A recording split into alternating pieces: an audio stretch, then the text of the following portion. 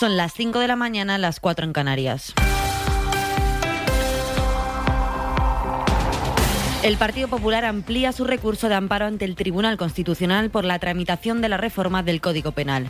Añade nueva documentación con la que pretende frenar la reforma que busca renovar el Tribunal Constitucional. Además, el Gobierno ha pedido este viernes al Partido Popular que retire ya el recurso y Unidas Podemos pide que se suspenda el Pleno. Sara Selva. La reforma que se aprobó el jueves en el Congreso sigue ahora su tramitación en el Senado. Primero tiene que pasar por la Comisión de Justicia prevista para el martes, con la idea de que se apruebe definitivamente el jueves. Esto si nada lo impide porque el Tribunal Constitucional se tiene que pronunciar antes, el lunes. Unidas Podemos ha interpuesto un recurso pidiéndole que no lo haga, que no se reúna, porque una vez aprobada la norma en el Congreso, entienden en Unidas Podemos, el recurso del Partido Popular ya ha perdido sentido. También el Gobierno intenta frenar lo que califican como un atropello a la democracia. Quiero pedirle al Partido Popular que retire el recurso ante el Tribunal Constitucional que tiene presentado. Ha ido demasiado lejos. Pero el PP no tiene ninguna intención de cesar en su empeño. El Partido Socialista Obrero Español abandonó la Constitución española. Todo esto nos lleva a seguir defendiendo la Constitución. De hecho, ha ampliado su recurso y ha pedido ya a la mesa del Senado que paralice la tramitación de la norma. Y también sobre la política española, Ione Belarra reúne a su formación con el futuro de la izquierda aún por decidir.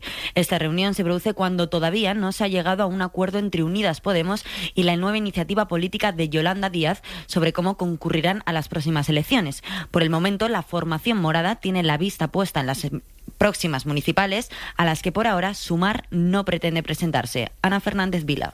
Belarra reúne a los suyos en un momento de máxima tensión en el panorama político y con el futuro de la izquierda todavía en el aire, sin que Yolanda Díaz haya anunciado todavía formalmente su candidatura a las elecciones generales y se haya sentado a negociar con Podemos. Los morados le piden que aclare cuanto antes su futuro y que cierre ya con ellos un acuerdo justo para concurrir en coalición, pero por ahora tienen claro que van a volcarse de lleno en las municipales y autonómicas de mayo, en las que, por cierto, el Sumar de Díaz no estará. Esa será una de las claves de la reunión de este sábado, preparar a Podemos para esa cita y reivindicarse también como la fuerza principal del espacio, en un momento en el que además tienen abiertas las negociaciones con Izquierda Unida en la mayoría de territorios, con muy malas perspectivas en algunos casos.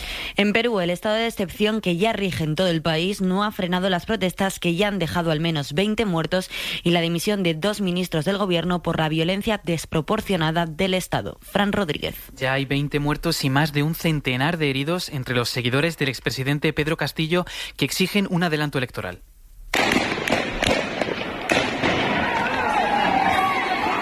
Precisamente el Parlamento peruano ha rechazado una reforma constitucional para adelantar las elecciones a 2023, por lo que siguen fijadas para abril de 2024. La actual presidenta Boluarte ha perdido el apoyo de sus ministros de Cultura y de Educación, que han dimitido este viernes. Denuncian una violencia desproporcionada del Estado. En esa línea, el gobierno de Chile ha pedido investigar cualquier violación de los derechos humanos en Perú y Colombia se ha propuesto como mediadora. Escuchan a su presidente, Gustavo Petro. Si Colombia es necesario para posibilitar el gran diálogo social y político del Perú, pues estamos dispuestos. Aunque el gobierno mantiene su apoyo incondicional a las actuaciones de las fuerzas de seguridad del país y cuentan con el respaldo de los Estados Unidos. Mientras tanto, la Fiscalía de Perú ha solicitado también 15 años de cárcel contra otro expresidente, Martín Vizcarra, y Pedro Castillo va a ser trasladado a una cárcel en Lima donde se encontrará con otro expresidente peruano, Alberto Fujimori.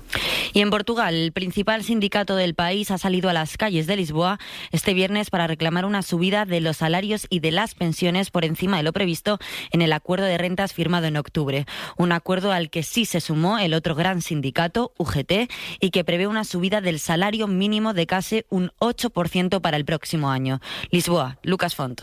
La Confederación General de Trabajadores Portugueses, la CGTP, ha juntado a cientos de personas este viernes en las calles de Lisboa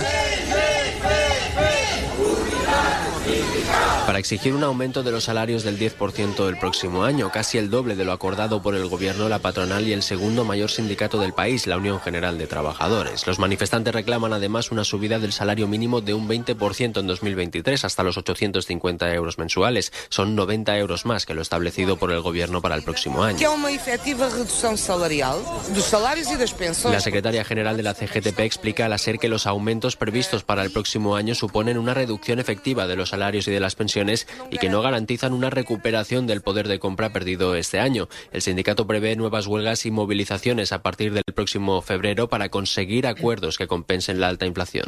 Y vamos con una última noticia. Un estudio de la Universidad de Helsinki advierte de que cerca del 30% de las especies animales y vegetales se perderán antes de que acabe el siglo como consecuencia de la contaminación y los abusos contra la naturaleza perpetrados por el hombre.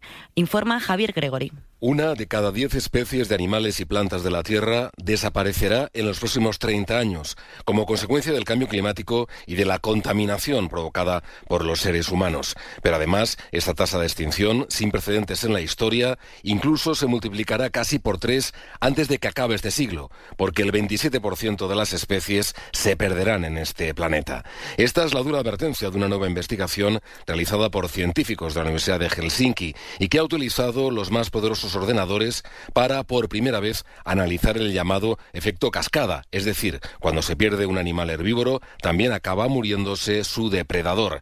Y esta era la advertencia también del secretario general de Naciones Unidas en la última cumbre del cambio climático. Ningún país está a salvo de este desastre climático. No nation is immune. Y entre las especies que se extinguirán destacan algunas tan importantes como los elefantes, los koalas o muchas especies de las preciosas orquídeas. Es todo por ahora. Les dejamos con Pablo Morán en Punto de Fuga. Volvemos con más información dentro de una hora y siempre ampliada en cadenaser.com. Cadena Ser.